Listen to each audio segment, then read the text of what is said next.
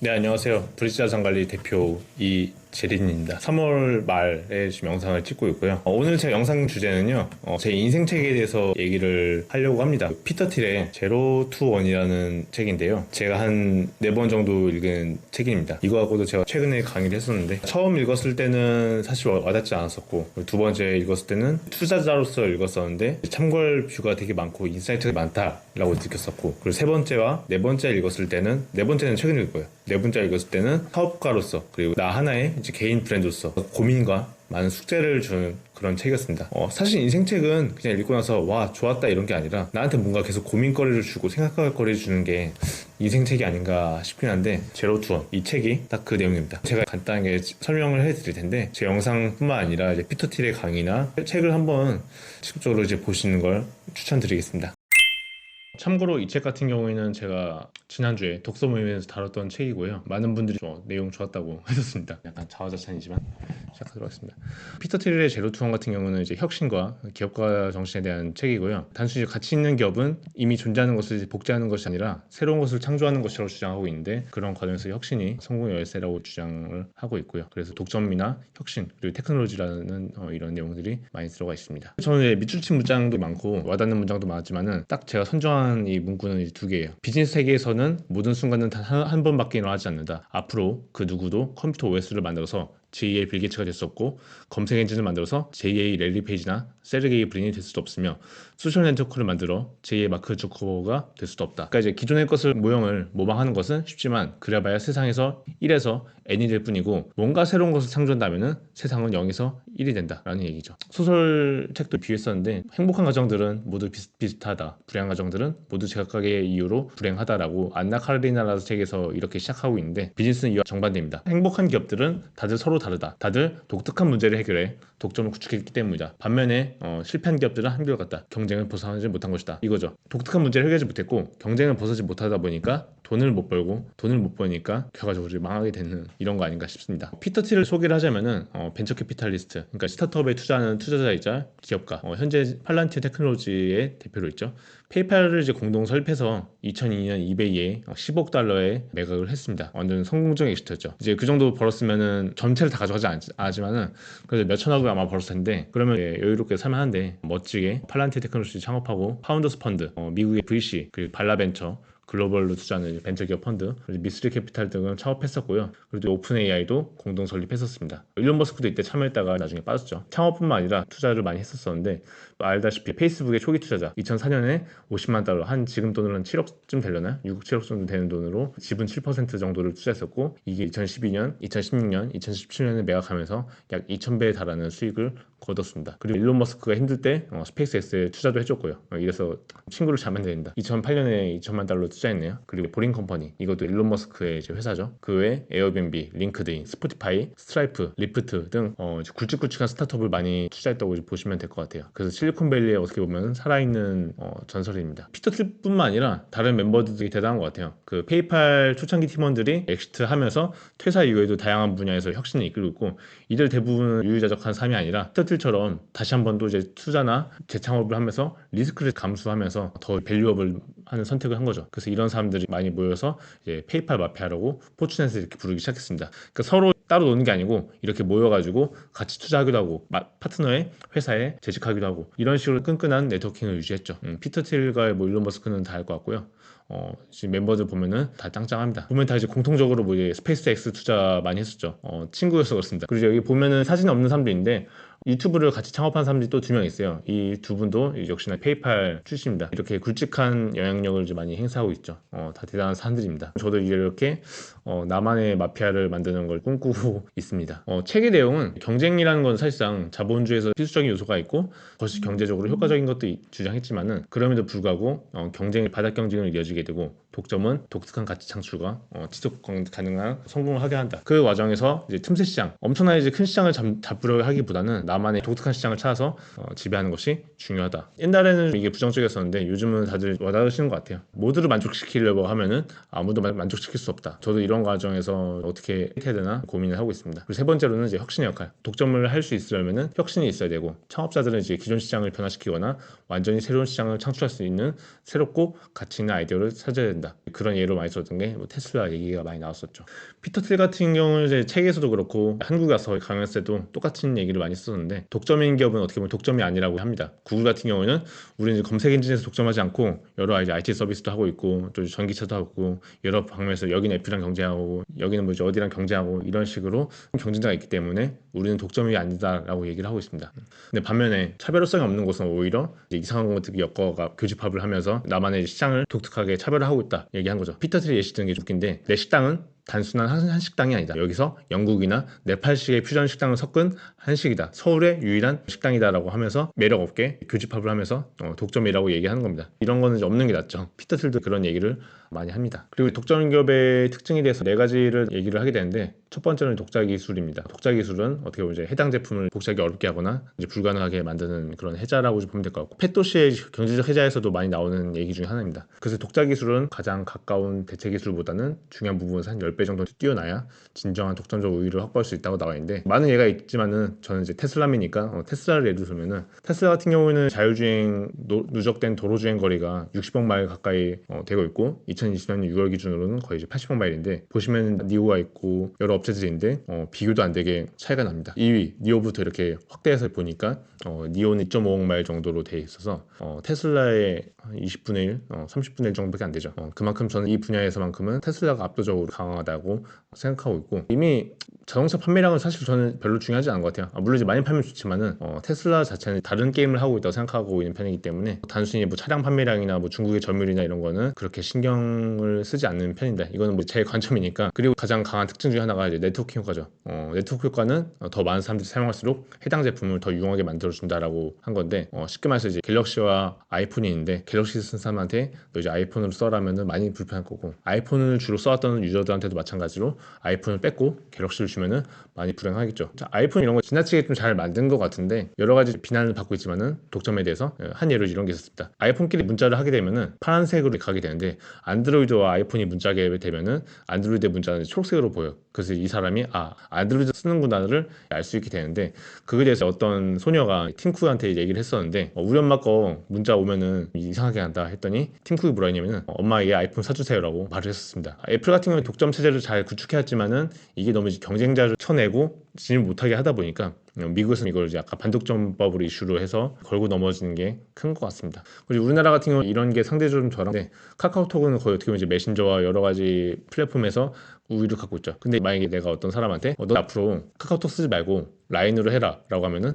이 사람은 그냥 사회적인 왕따가 되는 겁니다. 카카오톡도 어떻게 보면 이렇게 사용자 수가 많기 때문에 네트워크 효과가 된 거고, 그만큼 네트워크 효과는 독점 체제에서 매우 강한 장점 중에 하나라고 이제 볼 수 있죠. 그리고 이제 세 번째로는 규모의 경제가 있는데, 독점 기업은 이제 규모가 커질수록 강해집니다. 아마존 같은 경우도 판매자가 많이 들어오면서 소비자들도 많아지게 되고, 또 소비자들 많이 들어오게 되면서 판매자들도 더 많이 들어오게 되고, 또 판매자들을 좀 쥐어짜면서 소비자들한테 강점이 되게 하다 보니까 더 많은 소비자들이 찾아오게 되고, 아마존은 대단한 게 워렌 버핏인가 아마 찰리 먼거가 그렇게 얘기했던 것 같은데, 하나의 사업을 성공시키기도 힘든데 두 개의 사업을 1등을 다 시켰다, 이건 엄청나게 대단한 거다, 이렇게 얘기했었는데 저도 그 말 듣고 나서 많이 공감했었습니다. 클라우드 쪽과 온라인 쇼핑 쪽을 둘 다 잡아내는 거 보니까 대단한 회사인 것 같습니다. 그리고 넷플릭스도 OTT에서는 어떻게 보면 거의 이제 독점적인 위치를 갖고 있죠. 처음에 뭐 디즈니 플러스나 애플 TV나 HBO 맥스나 이런 회사들이 나름 견제는 한다고 했지만, 결과적으로 사람들은 넷플릭스를 먼저 쓰고 그 다음에 세컨드로 애플 TV나 뭐 디즈니 플러스를 쓰는 거기 때문에 넷플릭스의 아성을 이기기는 힘든 것 같습니다. 이미 그 단계를 이제 넘어서지 않나 싶기도 하고요. 뭐 넷플릭스 주식을 사라 이런 얘기는 아닙니다. 그리고 세 번째로는 이제 독점 기업의 특징으로는 브랜드 전략이 있는데, 브랜드 전략 다 좋은데 다만 어느 정도 기본적인 퀄리티가 있어야지 이 브랜드라는 것이 의미가 있다고 생각합니다. 그런 관점에서 보면은 애플과 스타벅스는 브랜드를 잘 만들었다고 이제 할 수 있겠죠. 그리고 이제 이런 걸 이제 많이 봤을 거예요. 저도 IR 때, 그러니까 스타트업을 만나거나 어떤 IR 자료를 볼 때마다 항상 이렇게 되는데, 전체 시장은 어떻게 됐고 이 중에서 유효 시장은 어떻고 수익 시장은 어떻게 돼 있는데, 그래서 이런 얘기를 많이 합니다.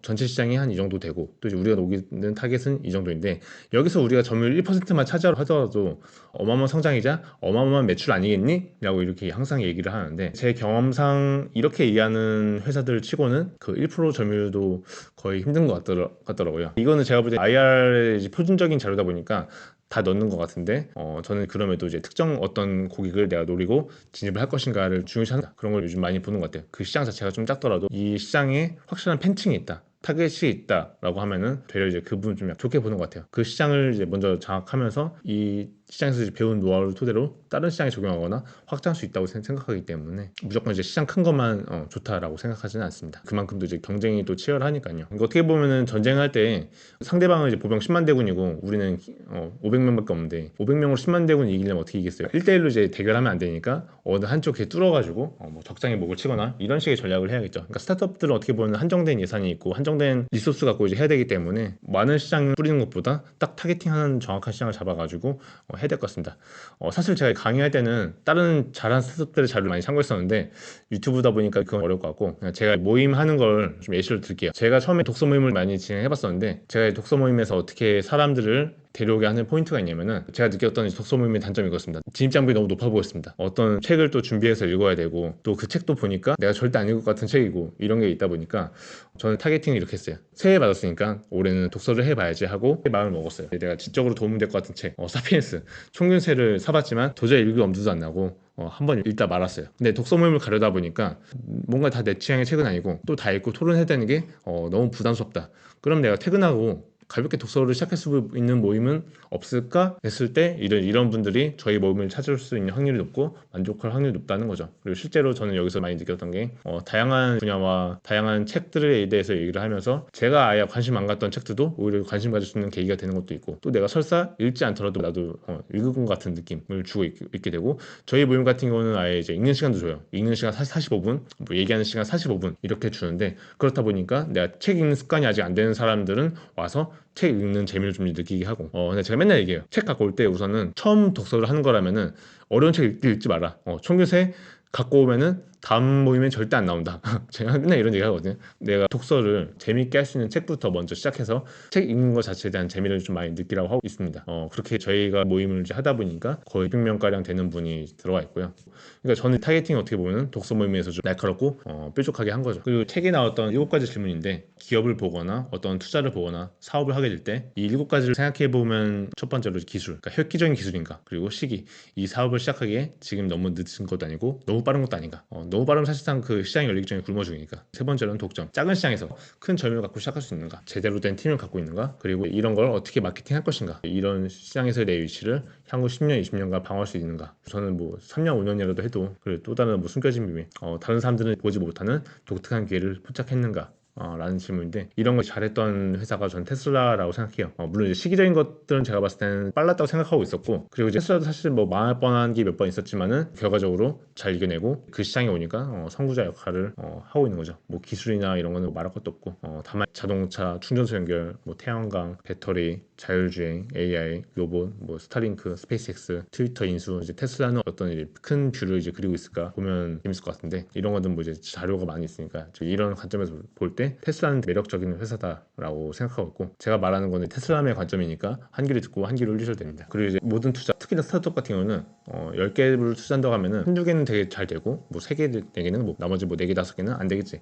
이런 식으로 생각하게 되는데 이런 관점으로 투자를 하게 된다면은 이제 분산을 위한 분산을 하게 된다는 거죠. 그렇게 분산을 위한 분산 투자를 하게 되면은 기도하는 것밖에 방법이 없으니까는 이게 될 리가 없다라고 이제 피터 틸은 얘기합니다. 스타트업 투자는 정규 분포를 따르지 않는다는 거예요. 근데 저는 모든 투자도 다 이렇다고 생각하긴 하는데 거듭 제거의 법칙을 따른다고 하는데 잘된 스타트업 하나가 포트폴리오 전체를 먹여 살린다. 사실상 여기 보면 C와 D 기업도 성공했지만은 전체 포트폴리오 성과를 보면 그렇게 의미 있지 않을 거예요. 그리고 EFGH 이 망한 회사 4개도 사실상 전체 포트폴리오에 그렇게 큰 영향을 주지 않을 겁니다. 왜냐면 A와 B가 압도적인 수익을 거둬서 포트폴리오를 다 이제 먹여 살리니까. 그렇기 때문에 이제 피터 틸은 항상 이런 A와 B 기업을 찾는 데 이제 더 집중하라는 거죠. 첫 번째 원칙이 잠재적으로 포트폴리오 전체의 가치에 맞먹는 수익을 올릴 가능성이 있는 회사에만 투자하라라고 해있고 두 번째 원칙은 첫 번째 원칙 때문에 제약이 너무 많이 생기니까 다른 원칙은 있을 수 없다라고 얘기를 했습니다. 심플한데 이런 관점을 생각해 보면은 투자의 뷰가 많이 달라지는 것 같아요. 저도 투자에 대해서 경험이 쌓이다 보니까 맞는 말인 것 같습니다. 그리고 사실상 워렌 버핏도 그런 말 했어요.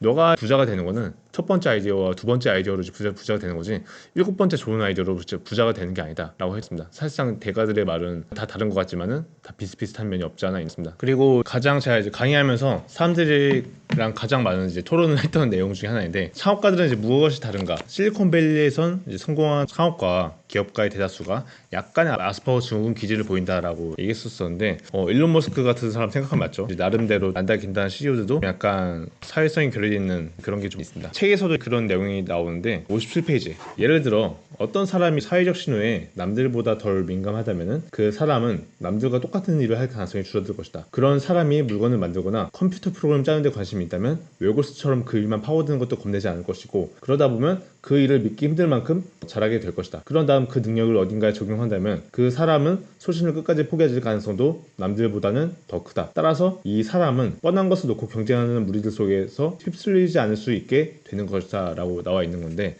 이제 그거죠. 그러니까 사회성이 이제 부족하고 나의 말을 잘 안 듣는 이제 그런 반골 기질이 있다 보니까 본인이 이제 가는 길이 맞다고 생각하면은 끝까지 가는 거죠. 이제 제 주변에 누가 머스크처럼 이제 사업을 하고 있다 하면은 당연히 말리죠. 보통 사람들은 말리는 게 당연합니다. 제로에서 원을 만드는 사람들은 항상 약간의 아스퍼거 기질이 있다. 반면에 아스퍼거 기질이 없고 사회적으로 잘 이제 커뮤니케이션이 되는 똑똑한 학생들, 공부가 잘하는 학생들은 어떻게 보면 창의력이 발현되기 전에 이 주변에서 아이디어를 포기하도록 한다. 야, 너가 이거 하는 것 바에는 의대 가는 게 더 취업 잘 되고 이게 더 돈 잘 버니까 더 좋은 선택이다. 이렇게 하기도 하고요. 아니면은 너 바보야? 이게 말이 된다고 생각해? 라고 하다 보니까 이런 창의력이 점차 죽는 거죠. 규격화되어 있는 똑똑한 학생들이 되는 게 아닌가, 그런 생각을 저도 하고 있습니다. 로즈 장학금이라고 있는데 미국에서 전국의 미국 대학생들한테 매년 30명씩 장학금을 주는 건데, 이 로즈 장학금을 받은 학생들은 모두 어릴 때는 훌륭한 미래를 갖고 있었는데 딱 이걸 받는 순간부터 아무것도 한 게 없다는 얘기죠. 빌 클린턴 말고는. 그러니까 아무것도 한 게 없다는 얘기는 인생이 망했다, 나락으로 떨어졌다 이런 게 아니라 그냥 안정적이고 모험생이다 보니까 그냥 좋은 데 잘 취업했고 이런 얘기인 것 같습니다. 제가 받아들이기로는. 또 MBA는 지나치게 과보한다. 2년 동안 같은 사고 그리고 같은 환경의 사람들과 과보된 비즈니스 환경에서 지내기 때문에 이 사람들은 결과적으로 다 똑같은 사람이 되고 2년 뒤에는 투자은행, 골드만삭스 이런 데 다 취업한다 이런 얘기인 거죠. 항상 끝물에 남들 따라서 휩쓸려서 가는 선택을 하게 된다. 피터 티의 이런 얘기를 봤을 때 대학교 가는 거는 이제 별로 의미 없다라고 생각하는 것 같습니다. 그러다 보니까 이렇게 장학재단을 만들어서 대학생한테 장학금을 주고 있는데, 야, 10만 달러 줄 테니까 너 대학교 중퇴하고 창업해라, 너의 사업을 해라, 시도를 많이 시키고 있는데, 장학생들이 만든 회사들의 기업 가치가 1조 5천억이 넘었다고 합니다. 그래도 의미 있는 성과를 만들어내지 않았나 싶고요. 이 질문은 어떻게 보면 우리나라 교육에 대해서 많은 생각을 드는 질문인 것 같아요. 피터 틸의 제로톤에 대해서 책 소개를 간단히 했고, 제가 스킵한 부분이 많이 있다 보니까 한 번 정도 읽어보시면 좋을 것 같습니다. 제가 괜히 인생책이라고 한 게 아닌 것 같아요. 네. 오늘 여기서 마치고 제가 다음에는 또 좋은 영상으로 찾아뵙도록 하겠습니다. 모두 좋은 밤 되세요. 감사합니다.